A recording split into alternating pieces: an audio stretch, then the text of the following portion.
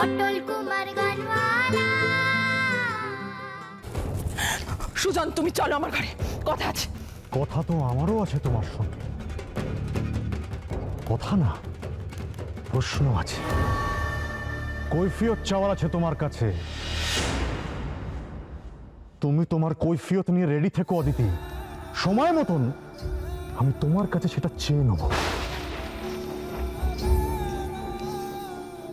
আগে আমি পটলকে ঘরে দিয়ে আসি, তারপর।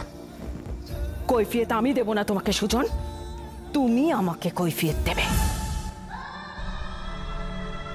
এরকম ভাবে অপমান করার মানেটা কি? আচ্ছা, তোমাকে অপমান আমি করলাম কখন অদিতি? আমি তোমাকে বারবার বারণ করা সত্ত্বেও তুমি তুমি ওই মেয়েটাকে তুলির গভর্নেন্স হিসেবে অ্যাপয়েন্ট করলে। এটা অপমান নয়? কোন সাহসে করলে এটা তুমি? ও, মেয়ের ভালোর জন্য ভাবতে গেলে বাবার সাহস থাকার প্রয়োজন হয় নাকি? আমি তুলির মা, আর সেই কথাটা বোধহয় তুমি ভুলে গেছো। হ্যাঁ, ঠিক বলেছো। এই একটা কথা তুমি খুব খুব সত্যি বলেছো, আমি ভুলেই গেছি যে তুমি তুলির মা। তার মানে ভুলে গিয়েছিলাম যে তুলির আগে তোমাকে শিক্ষিত করা দরকার, তোমাকে সহবত শেখানো দরকার। একা তুলি নয়, ওই মেয়েটিকে তোমারও গভর্নেন্স হিসেবে অ্যাপয়েন্ট করা উচিত ছিল আমার। অবশ্য উনি এই দায়িত্বটা নিতে রাজি হবেন কিনা সেটা আমি জানি না, দেখা যাক।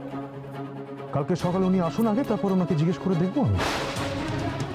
উনি তো আগামীকাল জয়েন করছেন অদিতি, দেখা যাক। একবার কথা বলে দেখবো যে তোমার মতন একজন অমানুষকে মানুষ করার দায়িত্ব উনি নেন কি না। কি বলছো কি তুমি? তোমার খেয়াল আছে তোর? কেন তুমি বুঝতে পারছো না, শুনতে পাচ্ছ না? কেন আমি তোমায় কি বলছি?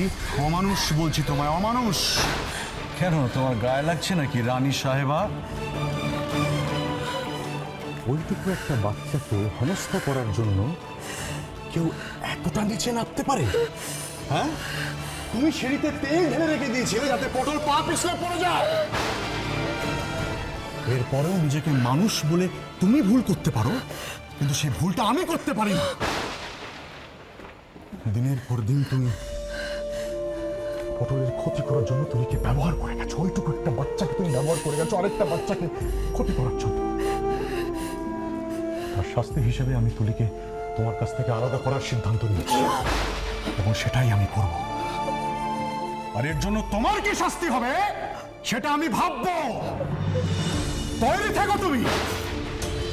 ছোট বাবু, এই কথা বলবে না বড়দের মধ্যে, একদম চুপ করে থাকো পটল।